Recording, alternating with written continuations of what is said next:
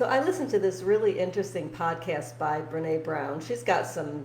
I like the people she interviews. I like her attitude or speaking style, and I find it usually more inspiration related to dog training through Buddhism and psychology than I do actually studying other dog trainers, which really isn't that surprising since learning is learning and communication is communication. So.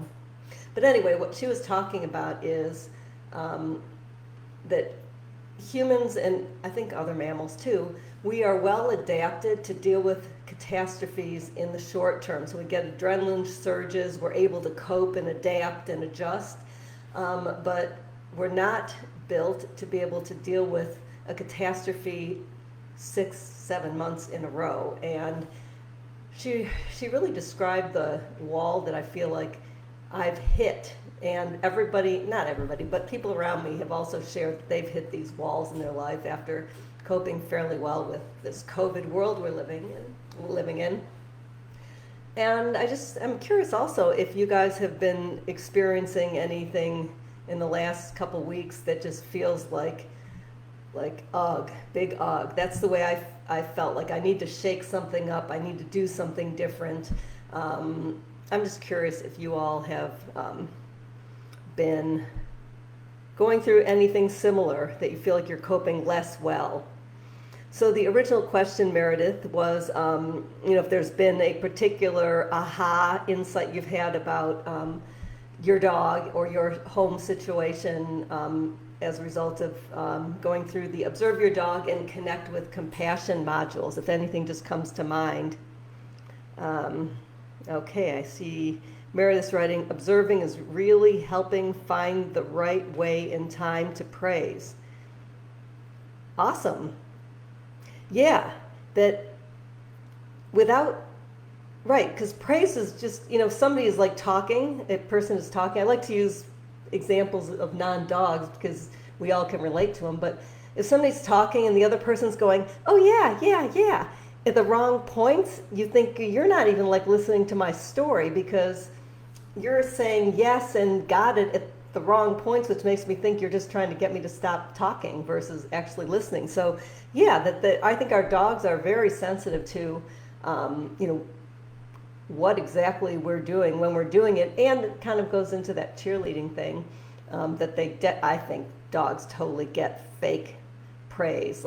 When you see somebody pretending everything's great as their dog does something terrible on the course at a trial, and they're like, "Oh, good dog," blah blah. And they're walking off the course, and you're like, "You don't believe a word of what you're saying," because we can all see that you're lying too. So, and Meredith's also saying definitely need to shake things up. Yeah, regarding the COVID life, right?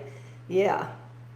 Yeah, I'm actually testing my RV tomorrow, and if it runs smoothly, I have to get a tire valve fixed. If that is fixed and it feels good when I take it to and from the tire store, I'm going to hit the road.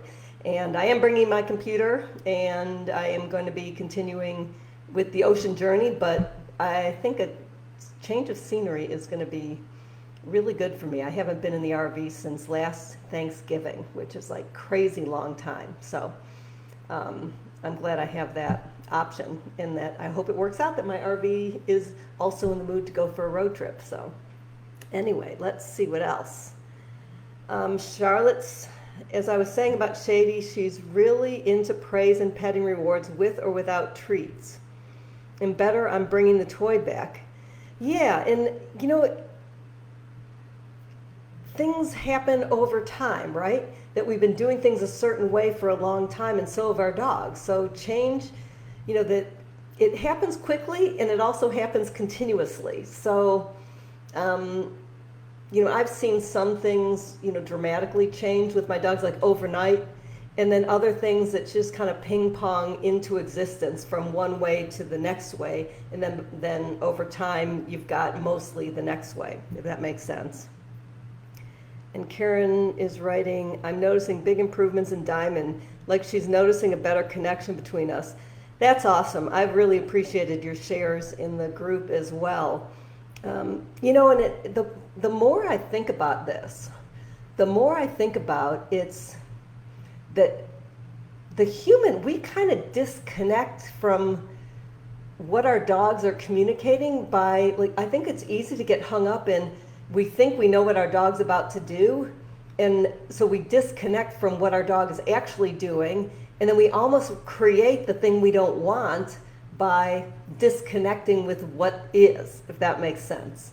And this is one of the things that unravels over time with any awareness training, and really Ocean is awareness training for the person. I mean, as much as it is about awareness about our dogs, it really is awareness about ourselves and the ways we are not fully present so that we cannot see, the opposite of can't see. So come north once the border opens. Barb King, oh yes, that would be great. Barb King is my tech person.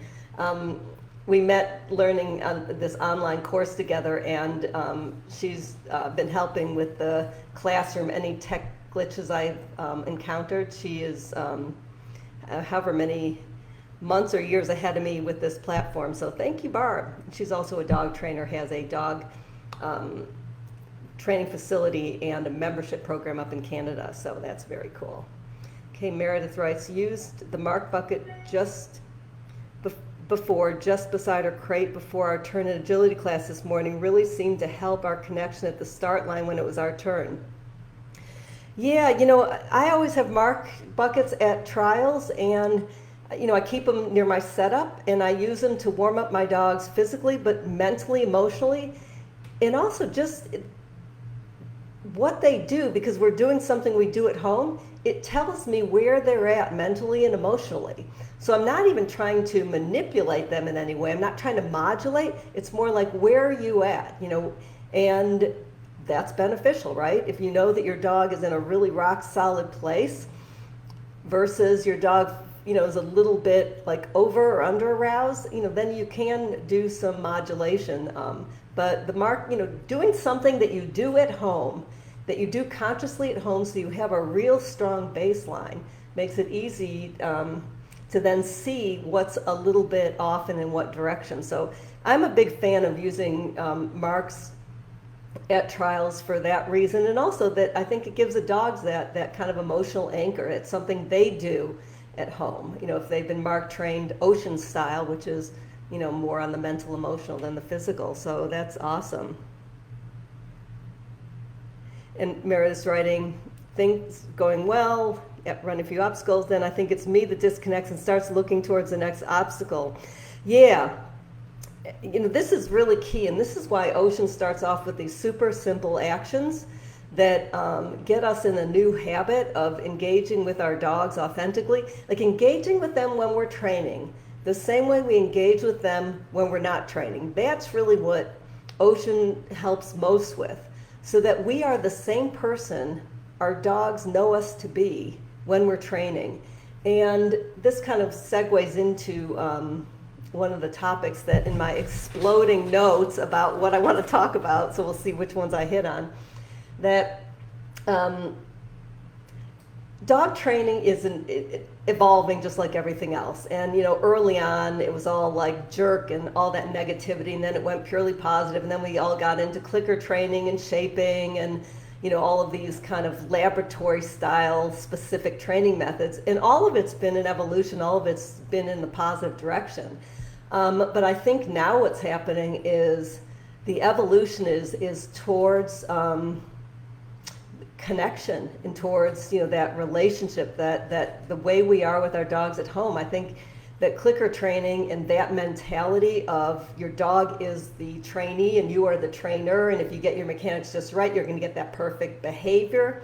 I think that has its limitations, and I think most of us who have been involved in dog training have realized that yes, that gets the external behavior, but it doesn't really enhance the underlying relationship with the dog. And if you've been doing any dog training long enough, you realize that the external behaviors are the simple things to train. It is really the mental and emotional state, that connection and staying in a working state of arousal, that are the more challenging things. So I do think there's a natural evolution that is now moving back towards, not moving back, moving forward towards connection and communication. Because two-way communication is my thing. That's where I think we're heading. It's not just me.